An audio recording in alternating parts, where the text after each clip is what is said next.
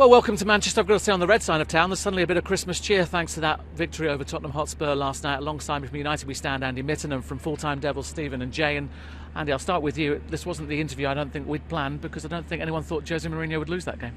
No, it's been pretty poor at Manchester United. 4 wins from 14 games after the draw against Villa was a pretty stark statistic, and they needed a win against Tottenham. And not only did they get a win, a surprise win, they played really well. The atmosphere was good. Old Trafford was bouncing. Marcus Rashford's really come into good form. So it was exactly what they needed, because even the biggest Solskjær supporters, and I've always backed him, we're starting to have little doubts, I think. And no matter how many injuries he's had, no matter how many chances have been missed, that 4 wins from 14 was a bad statistic. So great win against Spurs, and he's talking a good game going into the derby. And Manchester United have been quite good actually away in Manchester derbies in the last 10 years. It's at Old Trafford where the problems are. Stephen, it's a loaded question, but it was last night all down to the man in the Manchester United dugout, or the man that was in the Tottenham Hotspur dugout, Jose Mourinho? I think it's about time Ollie got a little bit of respect. Brendan Rodgers is quite rightly getting a lot of plaudits this season for what he's been doing at Leicester, and we beat him. Frank Lampard's been getting a lot of plaudits for what he's been doing at Chelsea, and he beat him. The only team that take points off Liverpool. These big games keep coming, and Ollie keeps standing the test. Now, he isn't doing what we want him to do against the likes of Villa and Sheffield United. We want to be putting those teams away, as we should be, as the expectation should be.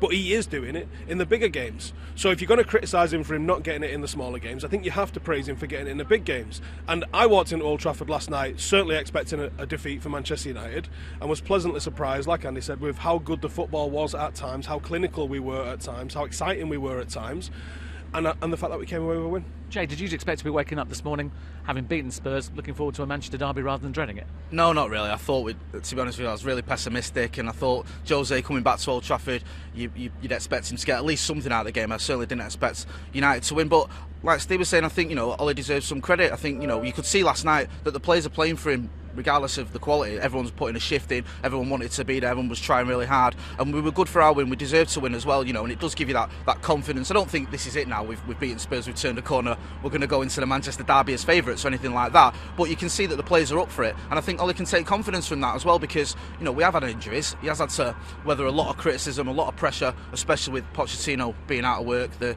expectation there that he's sort of looming in the shadows for his job, and he's handled it really well. And last night was a really great atmosphere, as Andy was saying as well. The crowd were up for it, the players were up for it, and we've got to take that positivity to the Etihad this weekend. And in a striker, Marcus Rashford, 12 goals in the last 13 games in all competitions, and also for England, world class last night, wasn't he?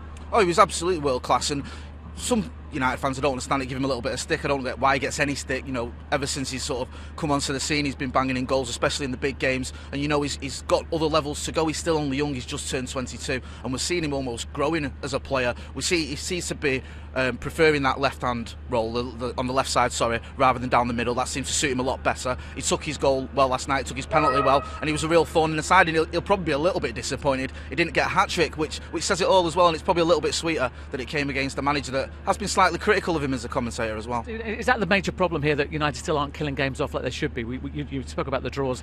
Sheffield United, Villa, they could have won those games, and last night they should have perhaps scored 4 or 5. Yeah, we got our noses in front against those teams and should have held our nerve and seen the game out. I mean, an extra couple of points and we're in 5th, which is probably where we deserve to be this season. I don't think we deserve to be in the top 4, but we probably deserve to be not level with Crystal Palace, I would say.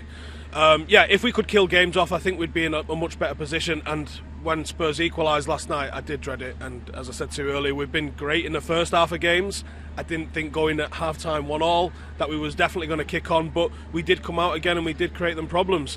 And we did hold on and hold out a relentless Spurs attack for that last 10 minutes. I didn't think we was going to do it, but we did. Andy, Marcus Rashford seemed to have a point to prove last night, but equally Scott McTominay was a big bonus in the middle of that field, and there actually seems to be a relationship between him and Fred developing. He did the simple things well, and I spoke to Fred after the game and I said, was this your best performance? And he said, I was really pleased at how I'm playing. And he started 9 of the last 9 matches and he's played 90 minutes in each of them, and he has been a scapegoat and he's received a lot of criticism, and not without reason. When you pay that much for a player, you do expect more, but he did well against Spurs. McTominay, he does the simple things well, and they were dominating in midfield, which they haven't done enough, and they haven't been consistent enough. They've still yet to win 2 consecutive league games, but that was really encouraging against Spurs. And the fact that they got ahead and they stayed ahead because far too often we're used to seeing the other team get an equaliser.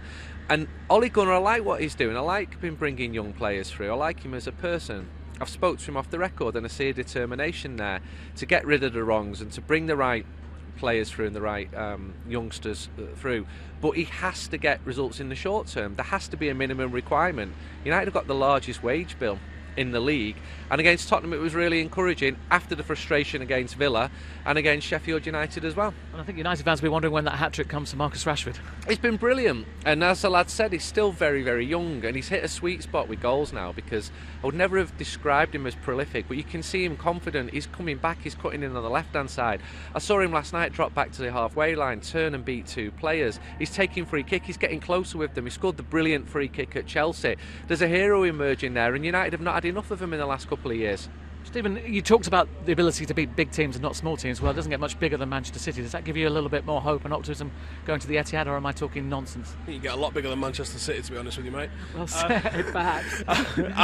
In terms of the task in front of us, Manchester City normally would be a really formidable thing, but I think City's form of late is encouraging for United. They do look a little bit frail at the back without Pep being allowed to go and spend another 400 million in January. We're getting there beforehand, so I think there's half a chance that we've got here.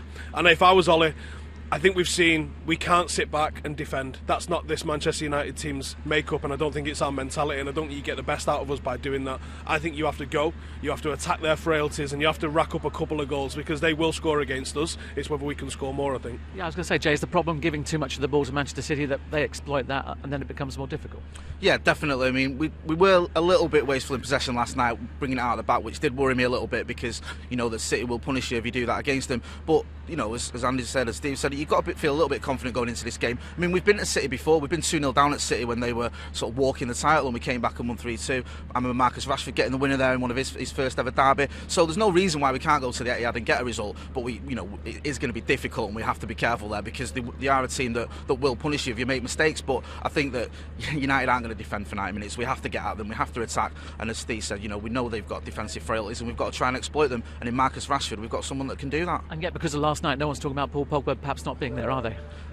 Well, people will still talk about Paul Pogba even after he's left United. We don't know if he's going to start, or if he's going to be fit enough to play any part. We've seen it in the past where he's had a big game in the derby, the 3-2 that I mentioned earlier. So if he is fit, you'd want him in that team, because he is our best midfielder. He's someone that can make things happen. We know that McTominay and Fred can get stuck in, can do some of the dirty work, if you will. He's someone that can create a lot, and he's a player that the Manchester City defenders will be wary of. So with Paul Pogba, I feel a lot more confident, but even without him, we can still get a result at Manchester City. It's not beyond the realms of possibility. Will City be a bit more twitchy about this because of last night? Hope so. I really do. And you think so? Yeah. I think the performance of Marcus Rashford last night, I think that was a real levelling up of Marcus. There was the moment when he hit the shot that hit the bar, that Gaziniga saved. He sort of had hours on the ball. He lifted his head up, and he really took his time and placed that shot, and I was like, that's a player playing with confidence and knows his ability. And I really think that Marcus Rashford last night, when he got on the ball, there was an expectation in the crowd that he could do something. And like Andy said, we need a hero. Maybe Marcus Rashford can do it again in a derby, but I really think this season he's took that step up from being a young lad with a bit of potential. He's now, he's in the mix for leading goal scorer. He's on the board. He could have gone up into second last night if it wasn't for others scoring as well. So I think that Marcus Rashford is the one that you've got to look to in the Manchester derby. Manchester lad, he's done it before. Let's hope he can strike twice. And that's an interesting point. We hear about Manchester United's DNA. I'm not sure there is such a thing, but if there was, it would be understanding the importance of this game and the importance of winning this game, wouldn't it? Well, United are a team with the young Manchester lads. Ole Gunnar's bringing the young lads throughout the academy. Pep Guardiola is a fantastic manager, but look at all them young lads who've come through City. So few of them had a chance. So I admire the bravery in what Solskjær's doing, in giving lads like Brandon Williams a chance. Rashford's obviously come through as well, and there are several others, as they saw in Astana last week. They're not at the level of City yet. United have not got a player like De Bruyne at the moment. City will be favourites, but they're having a wobble themselves, and that happens in football, sometimes inexplicably so. But I'm encouraged by United's record away in the derby in the last 10 years. Because at Old Trafford, they've been really bad. I think City have won 6 or 7 of the derbies. But that 3-2 in 2018, they'd set the party up, they'd The champagne was ready to be uncorked. All the families came down. They were 2-0 up at half time. Bang, bang, bang. 3-2 to United. And the Rashford winner as well. I'm looking forward to the game a lot more than I was before the Tottenham match. But also I know that this United, they are inconsistent. Individual players are inconsistent, and they've got to find more consistency. If you play for Manchester United, you can't be scraping around and celebrating a win against Tottenham. It's exhilarating because they've been so poor, but United used to beat Tottenham all the time, and that's the level they've got to get back to. I think it'll take time. So have they got to go the same way as they went against Spurs and really go at City from the off? They're better playing against the better teams. They're the only team to take points off Liverpool. They've beaten Chelsea twice. The struggles come against the teams who do struggle to break down. Rashford is becoming more prolific. He is starting to score more goals. Greenwood, I thought, played well last night, but he's still a kid. And I think City will allow United to play, so that will suit United, but it will also expose United. And I've still got worries about several areas of the team. Victor Lindelof started okay this season, but he hasn't been the player that I hoped he would be. And I think they need a big performance to lift the spirits. And I'm really looking forward to the derby. So many derbies underwhelm and disappoint, but I've no idea how this one will go. Give me a quick answer then. The three of you, score on Saturday. 6-1 to United. 6-1. I think we're going to lose 5-0 because I'm going on a good streak of saying we're going to lose and then watching us win. So 5-0 loss. Happy days. And Jay, some sanity here. I don't know if this is sanity. I'll go for another 3-2 to United. Well, there we are. Plenty of Christmas cheer in the middle of Manchester. I've got to say, Manchester United fans, actually looking forward to this Manchester derby.